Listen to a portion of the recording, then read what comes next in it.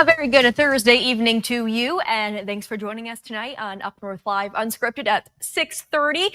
It's a pretty hot one across northern Michigan. The good news is we are not under an air quality alert today for the first time in feels like a long time. There is still a little bit of haze lingering, but I think the big story is just that heat. And Joe, some areas are getting a little bit of rain. Is that going to be the case the rest of the evening? Maybe some more rain for certain areas around northern Michigan, or not so much? Yeah, not so much. I mean, we've had a little bit Alpena. You've had some heavy rain just in the last hour or so. Up around Whitefish Point, we've had a few showers and thunderstorms up that way as well. I think if we get any rain, it actually will be late tonight, probably across the UP and Straits. A couple showers and storms will bubble up there. But yeah, as you mentioned, good news on air quality. That is getting a lot better, and it should stay that way right through the weekend, which is nice because we're going to see a hot weekend, Maya. And I know we've had some very warm days, but I think this might be one of the hotter ones we've had all summer on Saturday. So we'll talk about that, look at those temperatures, and when we may get a little rain for the rest of the area a little later. All right, thank you, Joe. And we are continuing our coverage on the wildfires that are burning up in Canada. Now, Michigan is stepping up to help fight those wildfires. The Department of Natural Resources in Roscommon County has sent multiple crews to Manitoba. As our Tony Lundy reports, the DNR has been sending crews to help Canada since the July 4th holiday. So far in 2025, over 42,000 wildfires have burned across 3.4 million acres in Canada, with over 700 active today. Canadian crews have called for reinforcements, and the Michigan DNR has answered that call. The crew members helping are helicoptered in to a remote location with no roads, no heavy machinery, and no brakes. So everything's with pumps and hoses. So they're running miles and miles of hose, running pumps, and they're mopping up with, there's lots of lakes up there. So they're mopping up with that water there. Vasher says Michigan crews have been spending 17 to 20 days before they return home. They'll probably get colder before us up there that high because they're clear up by the Arctic Circle. And once it gets colder, it'll kind of settle down. But until they get a handle on it, we'll be sending people until they don't need us no more. And you just heard from Jeff Vasher, the Resource Protection Manager with the Michigan DNR. And Jeff is joining us now on Unscripted to talk a little more about this. Hey, Jeff, thanks so much for coming on our show tonight. Thank you. So give us a little background information about exactly what goes into sending crews from Michigan to certain situations, whether it's a wildfire in a different state. In this case, it's a different country. How did this all come about? So we belong to the Great Lakes Forest Fire Compact. So it's Manitoba, Ontario, Minnesota, Wisconsin, and Michigan. So, and we belong to this for years. So it's every year like this. Like in the spring is when our fire season is. If we need help, they'll come help us. But right now it's Manitoba, so we've been sending people up there to help them. So did they ask for the help, or did you just kind of volunteer your resources? No, we talk all the time. And we knew coming out of winter into the spring that they were looking pretty bleak up there because they didn't get a lot of snow this year. And we were talking, so we knew this was coming. So they've been at this since probably early May, fighting these fires. And, and we can't send no one while we're fighting our fire season. But once our fire season's over, then we start sending people. So it's pretty common to send people from Michigan to other states or areas to help with their wildfire fighting. Yeah. And, we got people going to Manitoba, plus we have people going out west too. I think right now we've sent 70 people out west into Manitoba. Mm-hmm. So it's all different states. This is the time of year when this happens, and we do this every year. So have you talked to the crews on the ground there in Manitoba about exactly what they're seeing and experiencing? Yeah, so right now, not just in Manitoba, but the whole Canada, they have like 3 million acres burning. So, I talked to the one guy that we sent up this last time. Actually, the first crew got the dry to where they were going. This crew has to be flown in by helicopter. So they fly them in, drop them off, and then they're there for 2 weeks. They're camping out. They got tents and sleeping bags in, and they're camping out right by the fire. where they're safe. But and then actually talked to them the other day. They flew them back out, the whole crew, let them stay in a motel for a night, let them get a shower, and then they flew them back out to finish up their tour there Saturday. They'll finish up Saturday, then head back home. So they're spending pretty much all day working to contain these wildfires. Yeah, so they're working. You're allowed to work 16 hours a day, and then you have to have 8 hours rest. So that's what they got to follow the standards. So that's what they're doing. They're working 16 hours and then rest for 8. That's a long day. Yep. So once these crew members come back to Michigan, will that be the end of sending people to Canada, or will other crews go there in the future? I talked to Minnesota. So Minnesota, Wisconsin, and us are the ones that been sending the crews. So I talked to them today.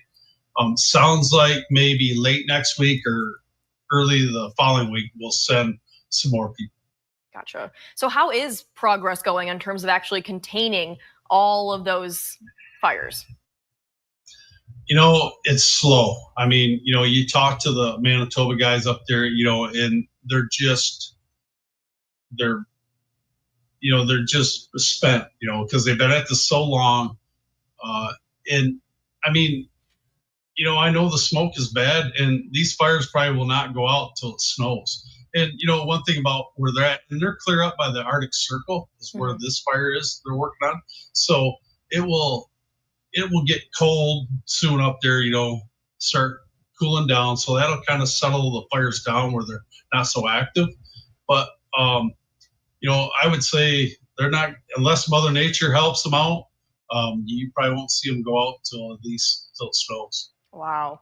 So you said that this is wildfire season there in Canada. How would you compare this season to past years? It seems like it's worse, at least from being here in northern Michigan, seeing all the smoke, seeing the different stories. It sounds like it's a pretty intense year. Is that the case? Yeah, so 2023 was bad for him, but I did talk to a guy in Manitoba who's been there. I think he told me he's been there 20-some years, and this is the worst fire season he's ever seen. Wow. So that, and like I said, if you put it in perspective, Michigan has 4 million acres of state land, so you figure 3 million of that is on fire. So that's what you're looking at. That's just hard to even comprehend. But a lot of these fires are in more remote areas, right? So they're not in super populated places. Yeah. The ones they're working on is the ones that are close to a community or infrastructure, like their hydro dams. But yeah, a lot of the fires they're lightning caused and they're burning. And, there's no reason if they're just burning out in the middle of nowhere. There's no sense of sending someone and jeopardizing their safety, taking that risk. So that's what they're doing. They're just concentrating where there's communities or infrastructure. Sure, that makes sense. Is there anything else that you want to mention about the DNR sending crews from Michigan to Canada to fight these wildfires that we haven't talked about yet that you think is worth mentioning?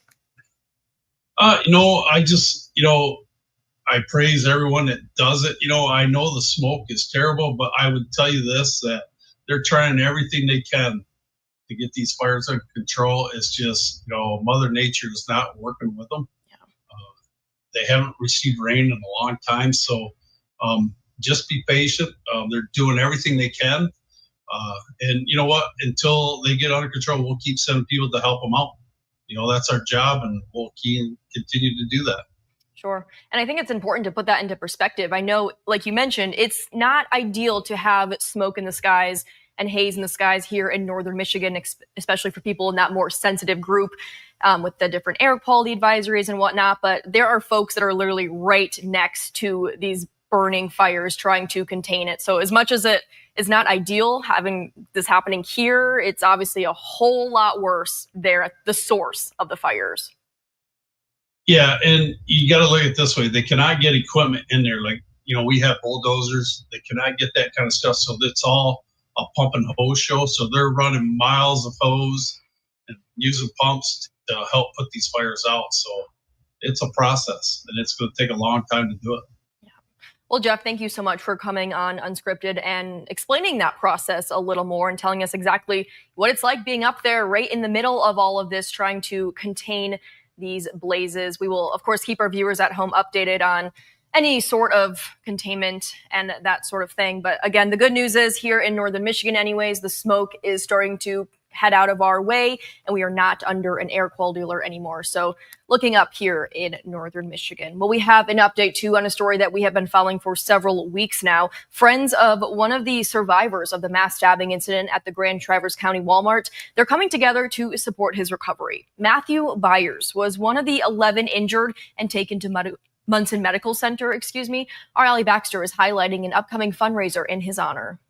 It's time to be there for Matt because he's there for everybody else. Matthew Byers went to this Walmart in Garfield Township on Saturday, July 26th to pick up a prescription. He was waiting in line at the pharmacy when he kind of heard what was going on and witnessed, some action going on and stepped in to help, make sure the person was okay.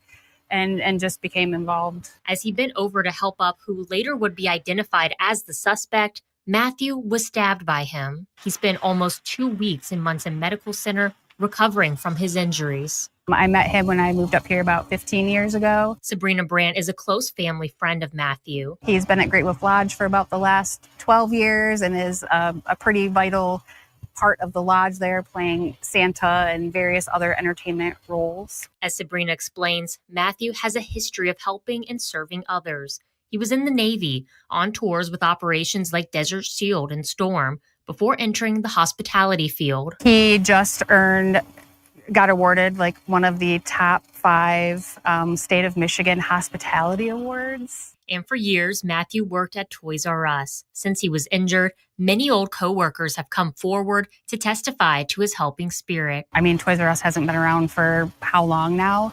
That he's left that lasting impact on people because his customer service, his friendliness, just there to help everybody. Sabrina tells us this is what Matthew's message is for his Traverse City community. Just compassion. This is the time to show that Traverse City is a compassionate community, even though it's been rough and an unexpected tragedy like that, just now is the time to let the compassion show out because that's kind of how he lives his life. So I'm sure that he would want others to follow in that. In Traverse City, Allie Baxter, UpNorthLive News. And the fundraiser for Matthew Byers is taking place Sunday, August 17th from noon until 6 p.m. It'll be held at the Cherryland VFW Hall. There'll be a silent auction, a 50-50 raffle, and a spaghetti dinner. Well, looking ahead to the start of the school year, I know students don't want to hear this, but there's just a few weeks to go until classes start again, and Alpena Public Schools is still looking for staff. One of the county's largest employers, with more than 30 new teachers and 500 employees, is hiring. The district is still in need of bus drivers, custodians, food service, and instructional assistants. One of the things that's really exciting here at Alpena Public Schools is that we have a whole new generation starting, and we are welcoming them in with open arms. A lot of our new teachers are new graduates or transferring back after teaching a few years here at school at other school districts. They're coming back home to Alpena, and it is going to be a whole new generation that's going to be teaching all of the kids here with a whole new energy. We're looking forward to that. And the start of the school year is Monday, August 25th. If you're interested in a position, you can apply online. We have a link posted with this story on our website, UpNorthLive.com. Well, speaking of back to school, we have to ask the question. If you've been to the store, you see very front of the store, they have all the back to school supplies out there. So have you started your back to school shopping yet? Scan the QR code on your screen right now to vote. You can also vote on our website, UpNorthLive.com, and leave a comment on our Facebook page. And in about 10-ish or so minutes, the end of the show, I'll take a look at those results and read any of your comments. But right now, we are going to take a quick break. But coming up next, Joe is going to have much more in your forecast for the rest of the evening and a look ahead to our Friday. All that straight ahead. I'm Jada Johnson from Big Boys TV, and the Fish and Game Report is sponsored by Johnson's Propane.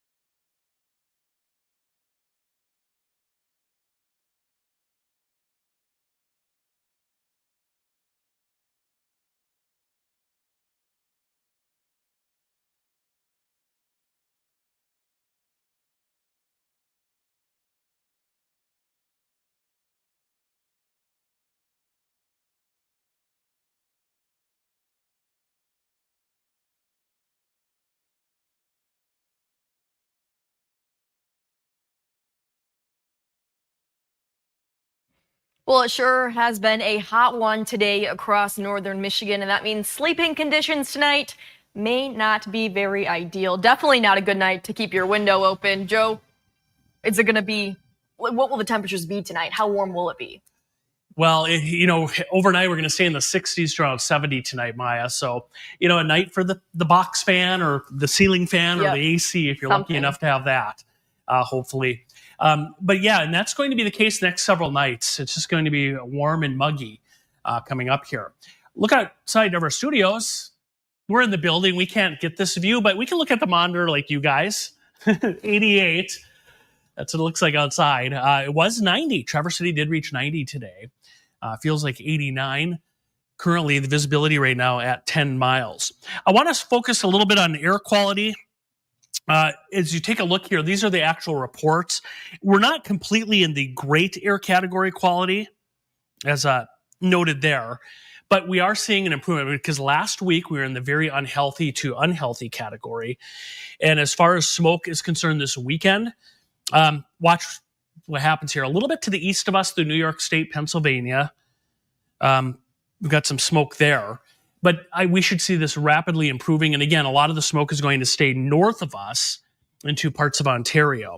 The weather map tonight, let's take a look. It's pretty quiet here. There's a front out over through the Dakotas. That will get here early next week with the chance for some showers and thunderstorms then. In the meantime, warm weather. Look at today. Traverse City reached 90 degrees. Joining the club, Cadillac and Boyne Falls also highs of 90 today, so it was a pretty warm day. We have had a little bit of rain. We mentioned earlier around Alpena, some showers and some thunderstorms there, right over town. And then I'm going to zoom in here a little bit closer. Right there, Long Rapids, just north of Fletcher Pond, some very heavy rain, not far from Hillman right now. And then across the UP, a couple showers and storms there currently. Rain chances aren't super great. I think later tonight, some storms in the UP and Straits right there. That'll be early tomorrow morning. And then in the afternoon, watch north of Alpena, right there. Some thunderstorms once again as well. And then Saturday, just warm. Some storms to the north of us, but I shouldn't say warm. It's going to be a hot day. Here's a look at Saturday. Chance for an isolated storm north, upper 80s to upper 90s in our very warmest spots. There will be some areas where the heat index, what it will feel like with the humidity, will feel like 103, 104 degrees perhaps. And then Sunday, 82 to 90, chance for an isolated storm, very warm and muggy. All right, the extended forecast all the way through next Thursday. Here it is. The real hot day is Saturday, upper 80s to mid 90s. Chance for a few scattered showers and storms on Sunday. And then next week, we stay mainly in the 80s. So if you like summer, summer like warmth, it's going to stick around for a while. And just about each day, except next Tuesday, and I think in Lower Michigan Saturday, every other day has at least the chance for a little bit of rain, Maya. But Saturday's going to be a hot one, so just be prepared for that. Brace yourself for that. Yeah. All right, Joe, thank you so much. Let's take another quick break, but coming up next, we're looking ahead to the Detroit Lions season. You won't want to miss this season preview in just a few minutes.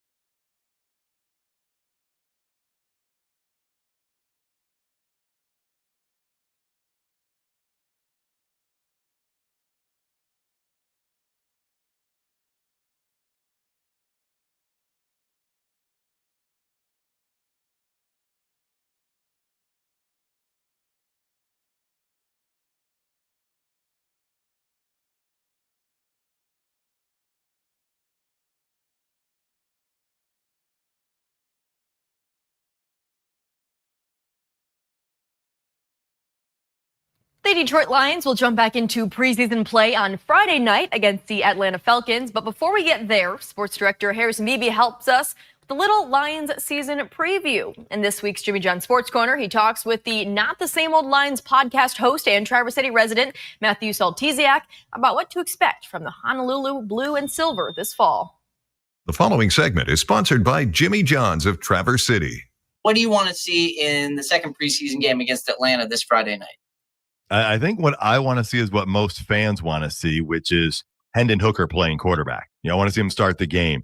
He played the second half against the first game against the Chargers. He came in, the score was lopsided. And so I just want to see him start out, get in there with the highest ranked depth chart guys possible, and see if he can make some progress, because there's a lot of concern at that number 2 quarterback position. What do you think is their biggest advantage now they bring into 2025? I think the biggest advantage is the number of stars they have coming back on the offense.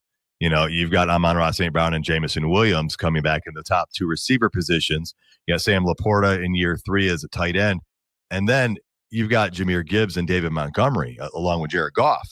And all those guys are back. And you'd be hard-pressed to find another team with that many skill set position players in their prime or ascending. What is the thing that you think is the biggest negative about this team entering this season that you hope to see some improvements? I'm going to say that the 2 areas are the big question marks are the lines. Those lines are going to be very important. Obviously, I think we're all excited to see Aiden Hutchinson coming back. And so far in camp and everything, he has looked like he has returned to form. And he would even say he's better because he's got another year under his belt. I'm not going to ask you for a playoff projection, but where do you project the regular season record to be at the beginning of January?